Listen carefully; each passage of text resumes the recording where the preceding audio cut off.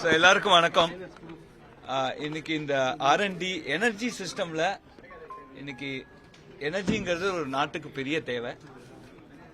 குறிப்பா இந்த காலகட்டத்தில் பல விதமான எனர்ஜி நமக்கு கிடைக்கிறது. Thermal energy, solar energy, wind energy, இப்போ ஹைட்ரஜன், அது மாதிரி பல விதமான எனர்ஜிஸ் நமக்கு கிடைக்கிறது.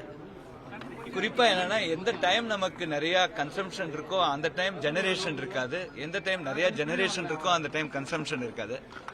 அதனால எப்படி ஒரு நம்ம ஜெனரேட் பண்ற எனர்ஜியை எப்படி ஸ்டோர் பண்ணணும், எப்படி பேட்டரிஸ் வச்சு ஸ்டோர் பண்ணணுமா, எப்படி டிஸ்ட்ரிபியூட் பண்ணணும், எந்த இடத்துல தேவையோ அந்த இடத்துக்கு அந்த எனர்ஜியை எவாக்குவேட் பண்ணுறது, இது மாதிரியான பல ஆராய்ச்சிகள் தேவைப்படுது.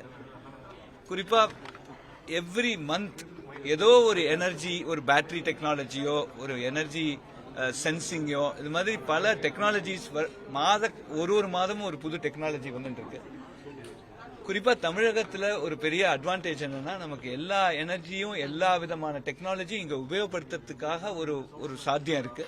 அதனால எப்படி அந்த டெக்னாலஜிஸ் எடுத்துன்னு வந்து எப்படி ஒரு நல்ல எஃபிஷியன்ட் ரெசிலியன்ட் நெட்வொர்க், அதாவது ஒரு நேச்சுரல் டிசாஸ்டர், ஒரு பெரிய சைக்ளோன் வர காலமோ இல்ல ஒரு பெரிய சர்ஜஸ் வர காலமோ, அந்த மாதிரி இதுல எப்படி அந்த நெட்வொர்க், அந்த இன்ஃப்ராஸ்ட்ரக்சரை நம்ம பாதுகாக்கிறது, அதுதான் ரொம்ப முக்கியம், அந்த ரெசிலியன்ஸ்.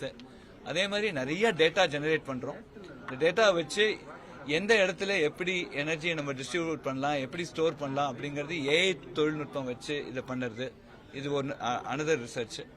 அதே மாதிரி சைபர் செக்யூரிட்டி, இன்னைக்கு எல்லாமே கண்ட்ரோல்டு பை டிஜிட்டல் எலக்ட்ரானிக்ஸ். அதுல நிறைய சைபர் அட்டாக் வந்திருக்கு. பல நாடுகள்ல சைபர் அட்டாக் மூலமா ஒரு கம்ப்ளீட் பவர் நெட்வொர்க்கை டவுன் பண்ணிருக்காங்க. இது மாதிரியாக நடக்காம இருக்கிறதுக்கு எவ்வளவு வேலை செய்யலாம், இது மாதிரி பல கோணங்கள்ல நம்ம ஆராய்ச்சி செய்ய போறோம். அதே மாதிரி ஒரு எனர்ஜி ஜெனரேட் பண்றதே, ஒரு எனர்ஜி ஜெனரேஷனுக்கு நிறைய டெக்னாலஜிஸ் இருக்கு. அந்த ஜெனரேட் பண்ற எனர்ஜியை எஃபிஷியன்டா ஜெனரேட் பண்றோமா, கரெக்டா மானிட்டர் பண்றோமா. இப்ப மாண்புமிகு அமைச்சர் சொன்ன மாதிரி ஒரு ஸ்மார்ட் மீட்டர்னா அதுக்கு பல வெரைட்டிஸ் இருக்கு. எந்த ஸ்மார்ட் மீட்டரை யூஸ் பண்ணணும், எப்படி யூஸ் பண்ணணும், அதை யாரும் டேம்பர் பண்ணாம அதுல கோளாறுகள் வராம எப்படி அதை பாதுகாக்கிறது, இது மாதிரியான ஒவ்வொரு நுணுக்கங்களையும் நாங்க இப்ப இந்த எம்ஓயு மூலமா நாங்க செய்ய போறோம். குறிப்பா இங்க ஒரு ஆபீஸ் செட் பண்ணி கொடுத்துட்டு இருக்காங்க. அதுல ஐஐடி மெம்பர்ஸ் இங்க வரும். அதே மாதிரி ஐஐடி மெட்ராஸ்லயும் ஒரு ஆர்என்டி செட்டப் வச்சு டிஎன்இபில இருந்து அங்க வருவாங்க. குறிப்பா இந்த இதுல எங்களுக்கு ஆர்என்டி பொறுத்த வரையில் உலகத்திலேயே நமக்கு டைவர்ஸ் நெட்வொர்க் தமிழ்நாட்டில் இருக்கு, கன்சியூமர் பேஸும் நிறைய இருக்கு. அதனால நிச்சயமாக இதுல பல டெக்னாலஜிஸை நம்ம உருவாக்குறதுக்கு ஒரு ஆப்பர்ச்சுனிட்டியும் இருக்கு.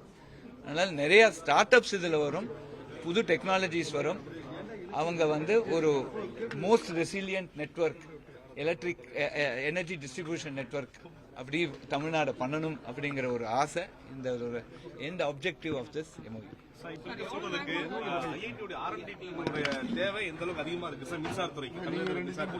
எல்லாத்துக்குமே இப்ப அதாவது மின்சாரத்துறை அந்த நெட்வொர்க்குங்கிறதே ஒரு இன்ஸ்டிடியூஷன் பை இட்செல்ஃப். அதுல உங்களுக்கு ஹை பவர் எலக்ட்ரானிக்ஸ் தேவைப்படுறது, கம்ப்யூட்டர் சயின்ஸ் தேவைப்படுறது, உங்களுக்கு கேபிள் பண்ணுறதுக்கு நல்ல மெட்டலர்ஜிஸ்ட் அது மாதிரி தேவைப்படுறது. இன்னைக்கு ஒரு சின்ன சைஸ்ல நிறைய எனர்ஜியை டிரான்ஸ்மிட் பண்ற அளவுக்கு கேபிள்ஸ், இப்போ நிறைய தெர்மல் ப்ராப்பர்ட்டிஸோட நிறைய டெம்பரேச்சரை தாங்குற கேபிள்ஸ், இது மாதிரியான பல ரிசர்ச்சஸ் நடந்துட்டு இருக்கு. ஸோ ஒரு எனர்ஜி டிஸ்ட்ரிபியூஷன் நெட்வொர்க்னு நீங்க நினைச்சாலே அதுவே ஒரு இன்ஸ்டிடியூஷன் பை இட்செல்ஃப். எல்லா டிசிப்ளின் கிட்டத்தட்ட ஒரு 5-6 இன்ஜினியரிங் டிசிப்ளின்ஸ் அதில் தேவைப்படுது. எல்லாரையும் இப்போ நம்ம அப்பப்போ அசம்பிள் பண்றோம். அதாவது தேவைக்கு ஏற்ப நாங்கள் ஃபேக்கல்ட்டியை இந்த எம்ஓயு மூலமா அந்த ஃபேக்கல்ட்டி இங்கே கொண்டு வந்து அவங்களோட ரிசர்ச் ஸ்காலர்ஸையும் கொண்டு வந்து எப்படி இந்த ஆராய்ச்சியை செய்து இதை எப்படி பயன்பாட்டுக்கு கொண்டு வருது. ஆராய்ச்சி செய்வது ஒரு பக்கம், பேப்பர் பண்ணுறது ஒரு பக்கம், ஆனால் இதை எப்படி பயன்பாட்டுக்கு கொண்டு வருதுங்கிறது ஒரு பெரிய நெக்ஸ்ட் ஸ்டெப்ஸ். இதை செய்ய போறோம். பேட்டரி ஸ்டோரேஜ் இப்போ இருக்கு 1 மெகாவாட் நாங்கள் பண்ணி வச்சிருக்கோம். இதனால ஆராய்ச்சி நிறைய செய்ய வேண்டியிருக்கு. அது ஒரு பிராக்டிஸ் ஸ்கேலபிளா அதை கொண்டு வரதுக்கு அதோட எஃபர்ட் நாங்கள் நிச்சயமா எடுப்போம்.